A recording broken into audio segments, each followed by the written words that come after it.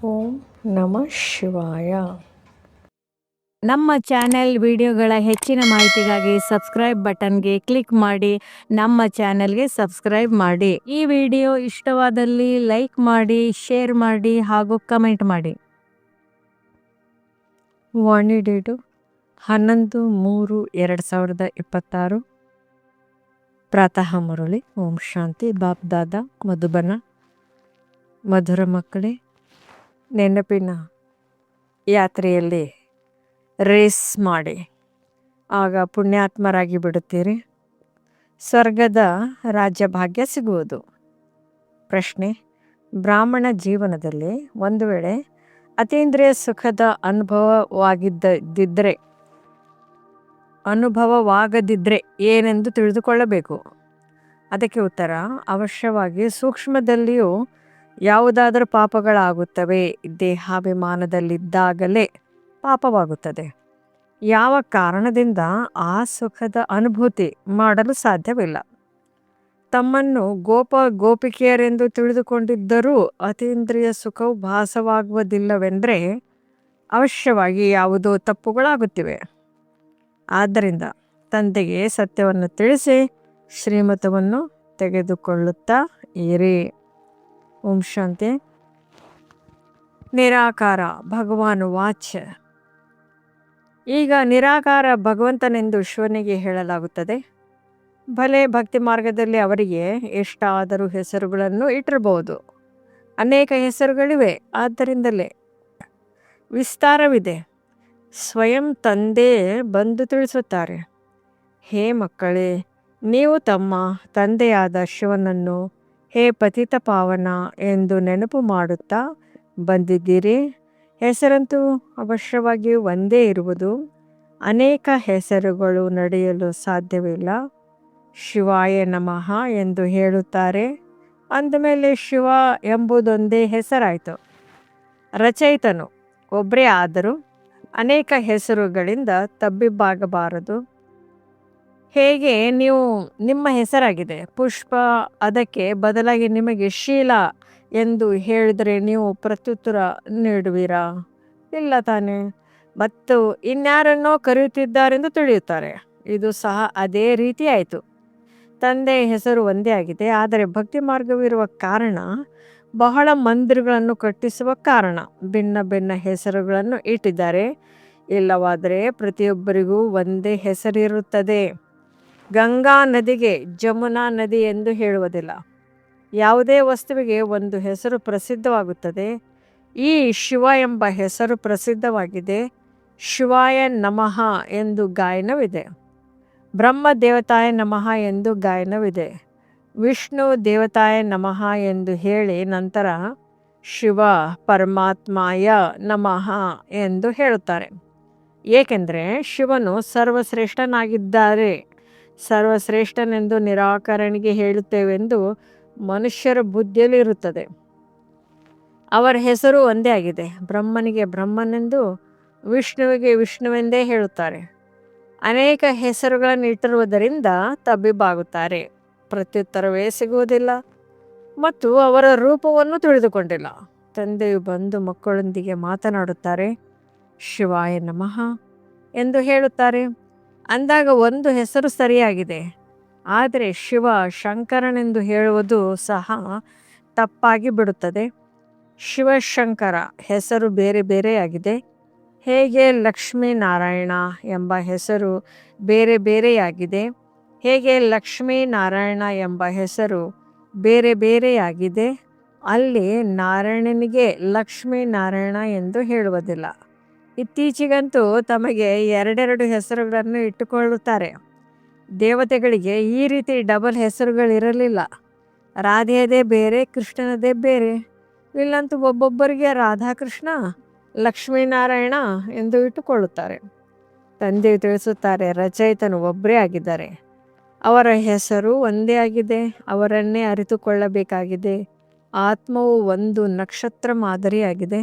ಭ್ರುಕುಟಿಯ ಮಧ್ಯದಲ್ಲಿ ಹೊಳೆಯುತ್ತದೆ ಎಂದು ಹೇಳುತ್ತಾರೆ. ಮತ್ತೆ ಆತ್ಮವೇ ಪರಮಾತ್ಮನೆಂದು ಹೇಳಿಬಿಡುತ್ತಾರೆ.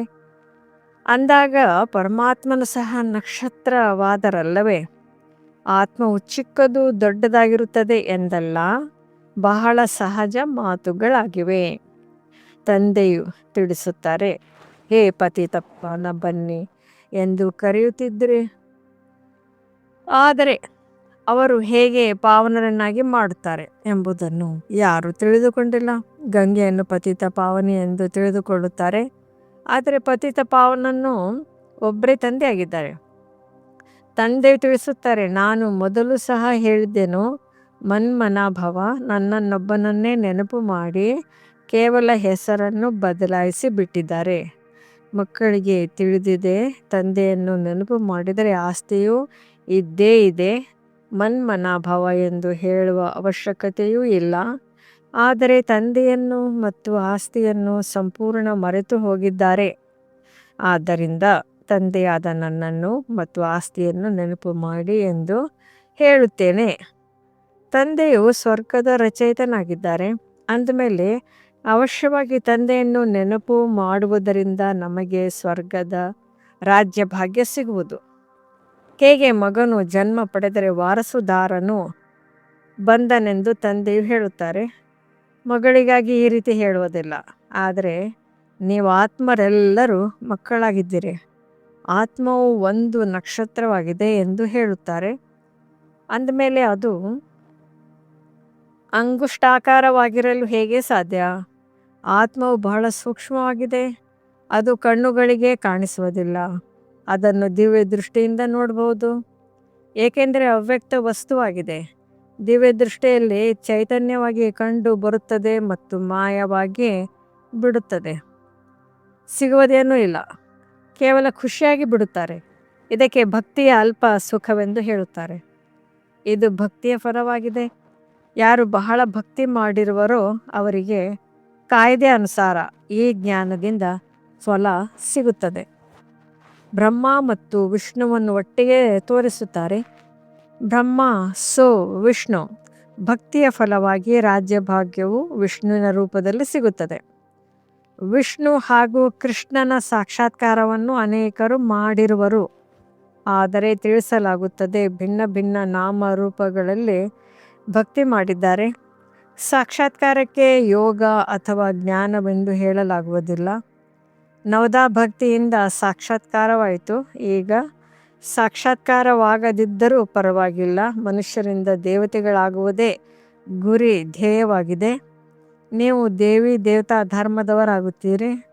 ಬಾಕಿ ಪುರುಷಾರ್ಥ ಮಾಡಿಸುವುದಕ್ಕಾಗಿ ತಂದೆಯು ಕೇವಲ ಇದನ್ನೇ ತಿಳಿಸುತ್ತಾರೆ. ಮತ್ತೆಲ್ಲ ಸಂಘಗಳಿಂದ ಬುದ್ಧಿಯೋಗವನ್ನು ತೆಗೆದು ದೇಹದಿಂದಲೂ ತೆಗೆದು ತಂದೆಯನ್ನು ನೆನಪು ಮಾಡಿ.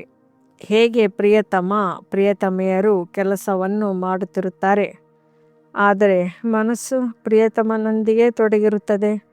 ತಂದೆಯು ಸಹ ಹೇಳುತ್ತಾರೆ, ಮಕ್ಕಳೇ, ನನ್ನನ್ನೊಬ್ಬನನ್ನೇ ನೆನಪು ಮಾಡಿ ಎಂದು. ಆದರೂ ಸಹ ಬುದ್ಧಿಯು ಬೇರೆ ಬೇರೆಯ ಕಡೆ ಓಡುತ್ತಾ ಇರುತ್ತದೆ. ನೀವೀಗ ತಿಳಿದುಕೊಂಡಿದ್ದೀರಿ, ನಾವು ಇಳಿಯುವುದರಲ್ಲಿ ಒಂದು ಕಲ್ಪವು ಹಿಡಿಸಿತು. ಸತ್ಯದಿಂದ ಹಿಡಿದು ಏಣಿಯನ್ನು ಇಳಿಯುತ್ತೇವೆ. ಸ್ವಲ್ಪ ಸ್ವಲ್ಪವೇ ತುಕ್ಕು ಬೀಳುತ್ತಿರುತ್ತದೆ. ಸತೋದಿಂದ ತಮೋ ಆಗಿ ಬಿಡುತ್ತೀರಿ. ಪುನಃ ಈಗ ತಮೋದಿಂದ ಸತೋ ಆಗುವುದಕ್ಕಾಗಿ ತಂದೆಯು ಜಂಪ್ ಮಾಡಿಸುತ್ತಾರೆ. ಸೆಕೆಂಡಿನಲ್ಲಿ ತಮೋ ಪ್ರಧಾನರಿಂದ ಸತೋ ಪ್ರಧಾನರಾಗಿ ಬಿಡುತ್ತೀರಿ. ಅಂದಾಗ ಮಧುರಾತಿ ಮಧುರ ಮಕ್ಕಳು ಪುರುಷಾರ್ಥ ಮಾಡಬೇಕಾಗಿದೆ. ತಂದೆಯಂತೂ ಶಿಕ್ಷಣವನ್ನು ಕೊಡುತ್ತಲೇ ಇರುತ್ತಾರೆ. ಒಳ್ಳೊಳ್ಳೆಯ ಬುದ್ಧಿವಂತ ಮಕ್ಕಳು ಸಹ ಇದನ್ನು ಅನುಭವ ಮಾಡುತ್ತಾರೆ. ಖಂಡಿತವಾಗಿಯೂ ಬಹಳ ಪರಿಶ್ರಮವಿದೆ. ಕೆಲವರು ತಿಳಿಸುತ್ತಾರೆ, ಕೆಲವರು ತಿಳಿಸುವುದೇ ಇಲ್ಲ. ತಮ್ಮ ಸ್ಥಿತಿಯ ಬಗ್ಗೆ ತಿಳಿಸಬೇಕು. ತಂದೆಯನ್ನು ನೆನಪೇ ಮಾಡದಿದ್ದರೆ ಆಸ್ತಿಯು ಹೇಗೆ ಸಿಗುವುದು? ಸರಿಯಾಗಿ ನೆನಪು ಮಾಡುವುದಿಲ್ಲ.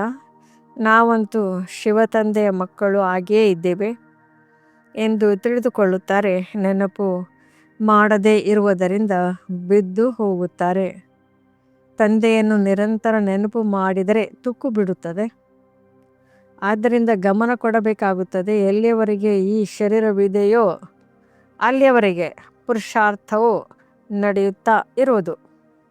ಬುದ್ಧಿಯು ಸಹ ಹೇಳುತ್ತದೆ, ಪದೇ ಪದೇ ನೆನಪು ಮರೆತು ಹೋಗುತ್ತದೆ. ಈ ಯೋಗ ಬಲದಿಂದ ನೀವು ರಾಜ್ಯ ಭಾಗ್ಯವನ್ನು ಪ್ರಾಪ್ತಿ ಮಾಡಿಕೊಳ್ಳುತ್ತೀರಿ. ಎಲ್ಲರೂ ಒಂದೇ ತರಹ ಓಟವನ್ನು ಓಡುವುದಿಲ್ಲ. ಇದು ನಿಯಮವಿಲ್ಲ. ಸ್ಪರ್ಧೆಯಲ್ಲಿಯೂ ಸಹ ಸ್ವಲ್ಪವಾದರೂ ಅಂತರವಾಗುತ್ತದೆ. ನಂಬರ್ 1 ಮತ್ತೆ ಪ್ಲಸ್ನಲ್ಲಿ ಬಂದು ಬಿಡುತ್ತಾರೆ. ಇಲ್ಲಿಯೂ ಸಹ ಮಕ್ಕಳದು ಸ್ಪರ್ಧೆಯಾಗಿದೆ. ನೆನಪು ಮಾಡುವುದು ಮುಖ್ಯ ಮಾತಾಗಿದೆ. ನಾವು ಪಾಪಾತ್ಮರಿಂದ ಪುಣ್ಯಾತ್ಮರಾಗುತ್ತೇವೆ ಎಂಬುದನ್ನಂತೂ ತಿಳಿದುಕೊಳ್ಳುತ್ತೀರಿ. ತಂದೆಯು ಆದೇಶ ನೀಡಿದ್ದಾರೆ, ಈಗ ಪಾಪ ಮಾಡಿದರೆ ಅದು 100ರಷ್ಟಾಗುವುದು.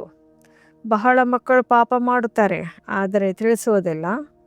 ನಂತರ ಅದು ವೃದ್ಧಿಯಾಗುತ್ತಾ ಹೋಗುತ್ತದೆ. ಮತ್ತೆ ಅಂತಿಮದಲ್ಲಿ ಅನುತ್ತೀರ್ಣರಾಗಿ ಬಿಡುತ್ತಾರೆ. ತಿಳಿಸಲು ಸಂಕೋಚವಾಗುತ್ತದೆ. ಸತ್ಯವನ್ನು ತಿಳಿಸದೇ ಹೋದರೆ ತಮಗೆ ಮೋಸ ಮಾಡಿಕೊಳ್ಳುತ್ತಾರೆ. ತಂದೆಯು ಈ ಮಾತನ್ನು ಕೇಳಿದರೆ ಏನು ಹೇಳುವರು ಎಂದು ಕೆಲವರಿಗೆ ಭಯವಾಗುತ್ತದೆ. ಇನ್ನು ಕೆಲವರು ಚಿಕ್ಕ ತಪ್ಪನ್ನು ಸಹ ತಿಳಿಸಲು ಬಂದು ಬಿಡುತ್ತಾರೆ. ಆದರೆ ತಂದೆ ಅವರಿಗೆ ಹೇಳುತ್ತಾರೆ, ದೊಡ್ಡ ದೊಡ್ಡ ತಪ್ಪುಗಳನ್ನು ಬಹಳ ಒಳ್ಳೆಯ ಮಕ್ಕಳು ಮಾಡುತ್ತಾ ಒಳ್ಳೊಳ್ಳೆ ಮಹಾರಥಿಗಳನ್ನೂ ಸಹ ಮಾಯೆ ಬಿಡುವುದಿಲ್ಲ. ಮಾಯೆಯು ಪೈಲ್ವಾನರನ್ನೂ ಸಹ ಚಕ್ರದಲ್ಲಿ ತರುತ್ತದೆ. ಇದರಲ್ಲಿ ಬಹದ್ದೂರರಾಗಬೇಕಾಗಿದೆ. ಇಲ್ಲಿ ಅಸತ್ಯವೂ ನಡೆಯುವುದಿಲ್ಲ. ಸತ್ಯವನ್ನು ತಿಳಿಸುವುದರಿಂದ ಹಗುರವಾಗಿ ಬಿಡುತ್ತೀರಿ. ತಂದೆಯು ಎಷ್ಟಾದರೂ ತಿಳಿಸಲಿ, ಒಂದಲ್ಲ ಒಂದು ನಡೆಯುತ್ತದೆ. ಅನೇಕ ಪ್ರಕಾರದ ಮಾತುಗಳಿರುತ್ತವೆ. ಈಗ ತಂದೆಯಿಂದ ರಾಜ್ಯವನ್ನು ಪಡೆಯಬೇಕಾಗಿದೆ. ಅಂದಮೇಲೆ ಬುದ್ಧಿಯನ್ನು ಮತ್ತೆಲ್ಲ ಕಡೆಯಿಂದ ತೆಗೀರಿ ಎಂದು ತಂದೆ ತಿಳಿಸುತ್ತಾರೆ. ನೀವು ಮಕ್ಕಳಿಗೆ ಈಗ ಜ್ಞಾನ ಸಿಕ್ಕಿದೆ. 5000 ವರ್ಷಗಳ ಮೊದಲು ಭಾರತವು ಸ್ವರ್ಗವಾಗಿತ್ತು. ನೀವು ತಮ್ಮ ಜನ್ಮಗಳನ್ನು ಅರಿತುಕೊಂಡಿದ್ದೀರಿ. ಕೆಲವರದು ಉಲ್ಟಾ ಸುಲ್ಟಾ ಜನ್ಮವಾಗುತ್ತದೆ. ಅದಕ್ಕೆ ಅಂಗವಿಕಲತೆ ಎಂದು ಹೇಳಲಾಗುತ್ತದೆ. ತಮ್ಮ ಕರ್ಮಗಳ ಅನುಸಾರವೇ ಹೀಗಾಗುತ್ತದೆ. ಬಾಕಿ ಮನುಷ್ಯರಂತೂ ಮನುಷ್ಯರೇ ಆಗುತ್ತಾರೆ. ಆದ್ದರಿಂದ ತಂದೆಯು ತಿಳಿಸುತ್ತಾರೆ, ಮೊದಲನೇದಾಗಿ ಪವಿತ್ರರಾಗಿರಬೇಕು. ಎರಡನೇದಾಗಿ ಸುಳ್ಳು ಪಾಪ ಮಾಡಬಾರದು. ಇಲ್ಲದಿದ್ದರೆ ಬಹಳ ನಷ್ಟ ಉಂಟಾಗುವುದು. ನೋಡಿ, ಒಬ್ಬರಿಂದ ಸ್ವಲ್ಪ ತಪ್ಪಾಯಿತು, ಬಾಬಾ ಕ್ಷಮಿಸಿ, ಇಂತಹ ಕೆಲಸವನ್ನು ಇನ್ನೆಂದೂ ಮಾಡುವುದಿಲ್ಲವೆಂದು ತಂದೆಯ ಬಳಿ ಬಂದರು. ತಂದೆಯು ತಿಳಿಸಿದರು, ಇಂತಹ ತಪ್ಪುಗಳು ಅನೇಕರಿಂದ ಆಗುವುದು. ನೀವಂತೂ ಸತ್ಯವಾಗಿ ತಿಳಿಸುವಿರಿ. ಕೆಲವರು ತಿಳಿಸುವುದೇ ಇಲ್ಲ. ಕೆಲವರು ಬಹಳ ಒಳ್ಳೆಯ ಮಕ್ಕಳಿದ್ದಾರೆ. ಅವರ ಬುದ್ಧಿಯು ಎಂದೂ ಎಲ್ಲಿಯೂ ಹೋಗುವುದೇ ಇಲ್ಲ. ಹೇಗೆ ಬಾಂಬೆಯಲ್ಲಿ ಡಾಕ್ಟರ್ ನಿರ್ಮಲಾ ನಂಬರ್ 1 ಸಂಪೂರ್ಣ ಸ್ವಚ್ಛ ಹೃದಯಿಯಾಗಿದ್ದಾರೆ. ಎಂದೂ ಮನಸ್ಸಿನಲ್ಲಿ ಉಲ್ಟಾ ಸಂಕಲ್ಪವೂ ಬರುವುದಿಲ್ಲ. ಆದ್ದರಿಂದ ಹೃದಯವನ್ನು ನೀರಿದ್ದಾರೆ. ಹೀಗೆ ಇನ್ನೂ ಅನೇಕ ಮಕ್ಕಳಿದ್ದಾರೆ. ಆದ್ದರಿಂದ ತಂದೆಯು ತಿಳಿಸುತ್ತಾರೆ, ಕೇವಲ ಸತ್ಯ ಹೃದಯದಿಂದ ತಂದೆಯನ್ನು ನೆನಪು ಮಾಡಿ. ಕರ್ಮವನ್ನಂತೂ ಮಾಡಲೇಬೇಕಾಗಿದೆ. ಬುದ್ಧಿಯೋಗವು ತಂದೆಯೊಂದಿಗಿರಲಿ. ಕೈ ಕೆಲಸದ ಕಡೆ ಬುದ್ಧಿಯು ತಂದೆಯ ಕಡೆ ಇರಲಿ. ಈ ಸ್ಥಿತಿಯು ಅಂತಿಮದ್ದಾಗಿದೆ. ಅದಕ್ಕಾಗಿಯೇ ಅತೀಂದ್ರಿಯ ಸುಖವನ್ನು ಗೋಪಿಕೆಯರಿಂದ ಕೇಳಿ. ಯಾರು ಈ ಸ್ಥಿತಿಯನ್ನು ಹೊಂದುತ್ತಾರೆಂದು ಹಾಡುತ್ತಾರೆ, ಯಾರು ಪಾಪ ಕರ್ಮ ಮಾಡುವರೋ ಅವರದು ಈ ಸ್ಥಿತಿಯಾಗುವುದಿಲ್ಲ. ತಂದೆಯು ಚೆನ್ನಾಗಿ ತಿಳಿದುಕೊಂಡಿದ್ದಾರೆ. ಆದ್ದರಿಂದಲೇ ಭಕ್ತಿ ಮಾರ್ಗದಲ್ಲಿಯೂ ಸಹ ಒಳ್ಳೆಯ ಅಥವಾ ಕೆಟ್ಟ ಕರ್ಮಕ್ಕೆ ಫಲ ಸಿಗುತ್ತದೆ. ಕೊಡುವವರಂತೂ ತಂದೆಯಲ್ಲವೇ. ಯಾರು ಅನ್ಯರಿಗೆ ದುಃಖ ಕೊಡುವರೋ ಅವರು ಅವಶ್ಯವಾಗಿ ದುಃಖವನ್ನು ಅನುಭವಿಸುವರು. ಎಂತಹ ಕರ್ಮ ಮಾಡುವರೋ ಅದರಂತೆ ಅನುಭವಿಸಲೇಬೇಕಾಗುವುದು. ಇಲ್ಲಂತೂ ತಂದೆ ಪ್ರತ್ಯಕ್ಷವಾಗಿದ್ದಾರೆ, ತಿಳಿಸುತ್ತಿದ್ದಾರೆ, ಮಕ್ಕಳೇ, ಧರ್ಮರಾಜನು ನನ್ನ ಜೊತೆ ಇದ್ದಾರೆ. ಈ ಸಮಯದಲ್ಲಿ ನನ್ನೊಂದಿಗೆ ಏನನ್ನೂ ಮುಚ್ಚಿಡಬೇಡಿ. ತಂದೆಗೆ ಎಲ್ಲವೂ ಗೊತ್ತಿದೆ. ನಾವು ಶಿವ ತಂದೆಯೊಂದಿಗೆ ಆಂತರ್ಯದಲ್ಲಿ ಕ್ಷಮೆ ಕೇಳುತ್ತೇವೆ ಎಂದಲ್ಲ. ಏನು ಕ್ಷಮೆಯಾಗುವುದಿಲ್ಲ. ಯಾರದೇ ಪಾಪವು ಮುಚ್ಚಿ ಇಡಲ್ಪಡುವುದಿಲ್ಲ. ಪಾಪ ಮಾಡುವುದರಿಂದ ದಿನ ಪ್ರತಿದಿನ ಪಾಪಾತ್ಮರಾಗುತ್ತಾ ಹೋಗುತ್ತೀರಿ. ಅದೃಷ್ಟದಲ್ಲಿ ಇಲ್ಲದಿದ್ದರೆ ಇದೇ ರೀತಿ ಆಗುತ್ತದೆ. ರಿಜಿಸ್ಟರ್ ಹಾಳಾಗಿ ಬಿಡುತ್ತದೆ. ಒಂದು ಬಾರಿ ಸುಳ್ಳು ಹೇಳುತ್ತಾರೆ, ಸತ್ಯವನ್ನು ತಿಳಿಸಲಿಲ್ಲವೆಂದರೆ ಇವರು ಇದೇ ರೀತಿ ಕೆಲಸ ಮಾಡುತ್ತಿರುತ್ತಾರೆ ಎಂದು ತಿಳಿಯಲಾಗುತ್ತದೆ. ಅಸತ್ಯವನ್ನೆಂದು ಮುಚ್ಚಿಡಲು ಸಾಧ್ಯವಿಲ್ಲ. ತಂದೆಯು ಮತ್ತೆ ಮಕ್ಕಳಿಗೆ ತಿಳಿಸುತ್ತಾರೆ, ಮಕ್ಕಳೇ, ಅಡಿಕೆ ಕದ್ದರೂ ಕಳ್ಳ, ಆನೆ ಕದ್ದರೂ ಕಳ್ಳನೆಂದು ಹೇಳಲಾಗುತ್ತದೆ. ಆದ್ದರಿಂದ ಬಾಬಾ ನಮ್ಮಿಂದ ಈ ದೋಷವಾಯಿತೆಂದು ಹೇಳಬೇಕಲ್ಲವೇ? ತಂದೆಯು ಕೇಳಿದಾಗ ಬಾಬಾ ತಪ್ಪಾಯಿತು ಎಂದು ಹೇಳುತ್ತಾರೆ. ತಾವಾಗಿಯೇ ಏಕೆ ತಿಳಿಸುವುದಿಲ್ಲ? ತಂದೆಗೆ ತಿಳಿದಿದೆ, ಅನೇಕ ಮಕ್ಕಳು ಮುಚ್ಚಿಡುತ್ತಾರೆ. ತಂದೆಗೆ ತಿಳಿಸುವುದರಿಂದ ಅವರಿಂದ ಶ್ರೀಮತ ಸಿಗುವುದು. ಕೆಲವೊಂದು ಕಡೆಯಿಂದ ಪತ್ರಗಳು ಬರುತ್ತವೆ, ಅವಕ್ಕೆ ಏನು ಉತ್ತರ ಕೊಡಬೇಕು ಎಂದು ಕೇಳಿರಿ. ನೀವು ತಿಳಿಸುವುದರಿಂದ ಶ್ರೀಮತವು ಸಿಗುವುದು. ಅನೇಕರಿಗೆ ಕೆಟ್ಟ ಹವ್ಯಾಸವಿದೆ, ಅದನ್ನು ಮುಚ್ಚಿಡುತ್ತಾರೆ. ಕೆಲವರಿಗೆ ಲೌಕಿಕ ಮನೆಯಿಂದ ಸಿಗುತ್ತದೆ.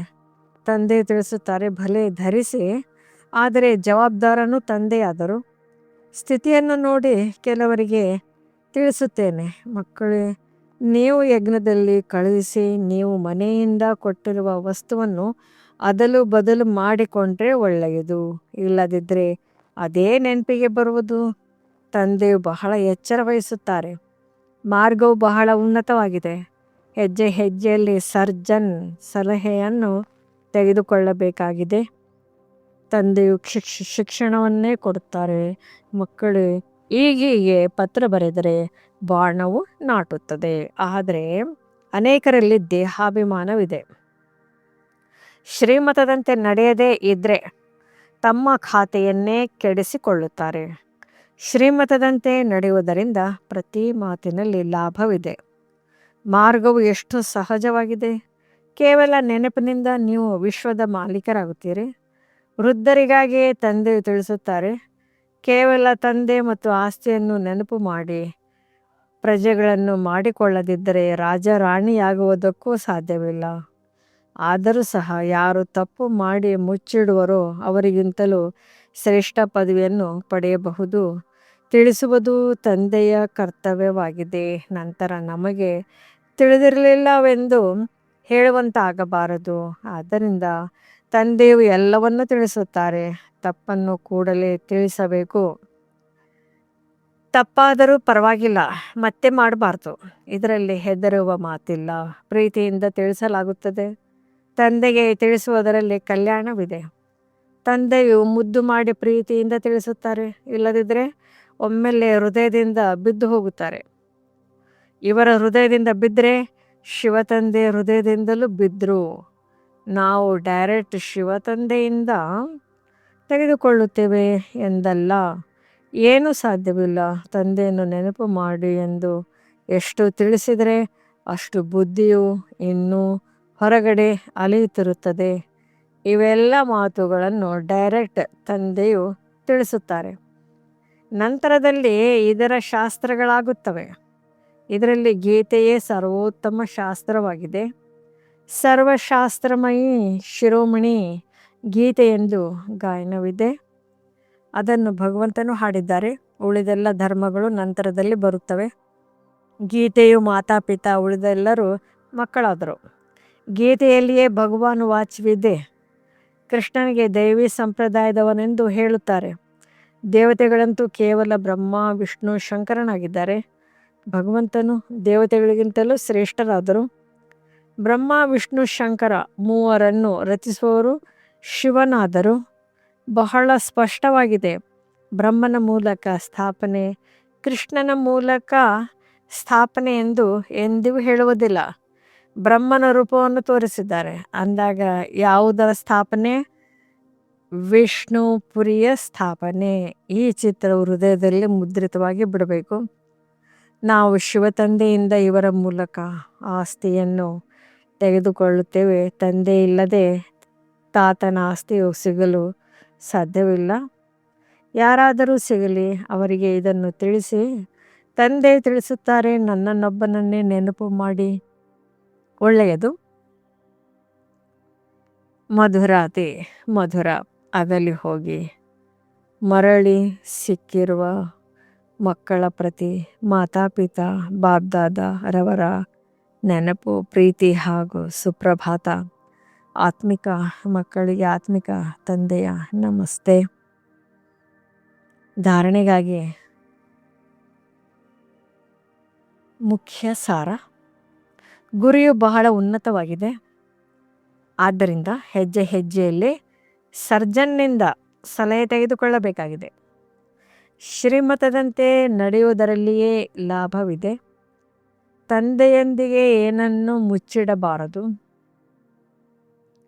ದೇಹ ಮತ್ತು ದೇಹಧಾರಿಗಳಿಂದ ಬುದ್ಧಿಯೋಗವನ್ನು ತೆಗೆದು ಒಬ್ಬ ತಂದೆಯೊಂದಿಗೆ ಇಡಬೇಕಾಗಿದೆ. ಕರ್ಮ ಮಾಡುತ್ತಲೂ ಒಬ್ಬ ತಂದೆಯ ನೆನಪಿನಲ್ಲಿರುವ ಪುರುಷಾರ್ಥ ಮಾಡಬೇಕಾಗಿದೆ. ವರದಾನ: ಸದಾ ಏಕರಸ ಸಂಪನ್ನ ಸ್ಥಿತಿಯಲ್ಲಿ ಇರುವಂತಹ ಪುರುಷಾರ್ಥಿಯಿಂದ ಪ್ರಾರಬ್ಧ ಸ್ವರೂಪ ಭವ. ಬಾಬ್ದಾದಾರವರು ವತನದಿಂದ ನೋಡುತ್ತಾರೆ. ಹಲವು ಮಕ್ಕಳ ಸ್ಥಿತಿಯು ಬಹಳ ಬದಲಾಗುತ್ತದೆ. ಕೆಲವೊಮ್ಮೆ ಆಶ್ಚರ್ಯ ಪಡುವ ಮೂಡ್, ಕೆಲವೊಮ್ಮೆ ಪ್ರಶ್ನಾರ್ಥಕ ಚಿಹ್ನೆಯ ಮೂಡ್, ಕೆಲವೊಮ್ಮೆ ತಬ್ಬಿಬ್ಬಾಗುವ ಮೂಡ್, ಕೆಲವೊಮ್ಮೆ ಒತ್ತಡ, ಕೆಲವೊಮ್ಮೆ ಗಮನದ ಉಯ್ಯಾಲೆಯಲ್ಲಿ. ಆದರೆ ಸಂಗಮಯುಗವು ಪ್ರಾರಬ್ಧದ ಯುಗವಾಗಿದೆಯೇ ಹೊರತು ಪುರುಷಾರ್ಥಿಯಾಗಿ ಇರುವುದಲ್ಲ. ಆದ್ದರಿಂದ ತಂದೆಯ ಗುಣವೇನಿದೆಯೋ ಅದು ಮಕ್ಕಳದು. ತಂದೆಯ ಸ್ಥಿತಿ ಏನಾಗಿದೆಯೋ ಅದೇ ಮಕ್ಕಳದಾಗಿದೆ. ಇದೇ ಸಂಗಮಯುಗದ ಪ್ರಾರಬ್ಧವಾಗಿದೆ. ಅಂದಮೇಲೆ ಸದಾ ಏಕರಸ ಒಂದೇ ಸಂಪನ್ನ ಸ್ಥಿತಿಯಲ್ಲಿ ಇರುತ್ತೀರೆಂದರೆ ತಂದೆ ಸಮಾನರೆಂದು ಹೇಳಲಾಗುತ್ತದೆ. ಅರ್ಥಾತ್ ಪ್ರಾರಬ್ಧ ಸ್ವರೂಪರೆಂದು ಹೇಳಲಾಗುತ್ತದೆ. ಸ್ಲೋಗನ್: ಬಾಬ್ದಾದಾರವರ ಕೈಯಲ್ಲಿ ಬುದ್ಧಿ ಎಂಬ ಕೈಯಿರಲಿ. ಹೀಗಿದ್ದಾಗ ಪರೀಕ್ಷೆಗಳೆಂಬ ಸಾಗರದಲ್ಲಿ ಅಲುಗಾಡುವುದಿಲ್ಲ. ಅಂದರೆ ಏರುಪೇರಾಗುವುದಿಲ್ಲ. ಅವ್ಯಕ್ತ ಸೂಚನೆ: ನಿಶ್ಚಯದ ಫೌಂಡೇಶನ್ ಅಂದರೆ ತಳಪಾಯವನ್ನು ಬಲಗೊಳಿಸಿ ಸದಾ ನಿರ್ಭಯ ಮತ್ತು ನಿಶ್ಚಿಂತರಾಗಿರಿ. ನಂಬಿಗಸ್ತರ ಮೊದಲನೇ ಲಕ್ಷಣವಾಗಿದೆ ಪ್ರತಿ ಸೆಕೆಂಡ್, ಪ್ರತಿ ಹೆಜ್ಜೆ ಶ್ರೀಮತದಂತೆ ಅಕ್ಯುರೇಟ್ ಆಗಿ ನಡೆಯುವುದು. ನಿಖರವಾದ ಅಂದರೆ ಅಕ್ಯುರೇಟ್ ಮೂರ್ತಿಯಾಗುವುದು. ಅರ್ಥಾತ್ ಸುತ್ತಿಗೆಯಿಂದ ಬಡಿಯಬೇಕು. ಸುತ್ತಿಗೆಯಿಂದಲೇ ಅದನ್ನು ಬಡಿದು ಬಡಿದು ಸರಿ ಮಾಡುತ್ತಾರೆ. ನೀವಂತೂ ಸುತ್ತಿಗೆ ಏಟು ತಿನ್ನುವ ಅನುಭವಿಯಾಗಿದ್ರಿ. ಯಾವುದು ಹೊಸದಲ್ಲ. ಆಟವೆನಿಸುತ್ತದೆ ಎಲ್ಲವೇ. ನೋಡುತ್ತಿರುತ್ತೀರಿ ಮತ್ತು ಮುಗುಳುತ್ತಿರುತ್ತೀರಿ.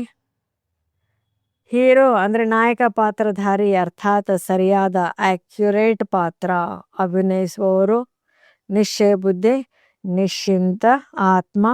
ಓಂ ಶಾಂತಿ.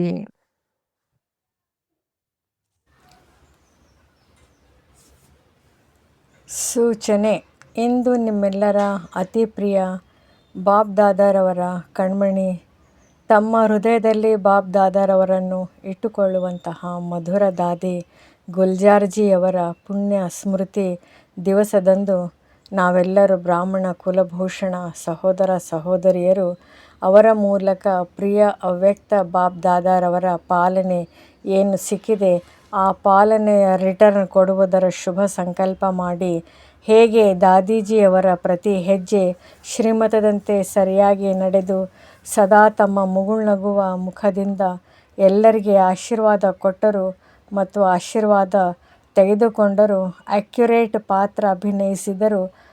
ಹಾಗೆಯೇ ನಾವೆಲ್ಲರೂ ಅವರ ಹೆಜ್ಜೆಗಳ ಗುರುತಿನ ಮೇಲೆ ನಡೆದು ಅವರಿಗೆ ತಮ್ಮ ಸ್ನೇಹ ಸುಮನ ಅರ್ಪಿತ ಮಾಡೋಣ. ಇದೇ ಅವರ ಪ್ರತಿ ಸತ್ಯ ಶ್ರದ್ಧಾಂಜಲಿಯಾಗಿದೆ. ಓಂ ಶಾಂತಿ.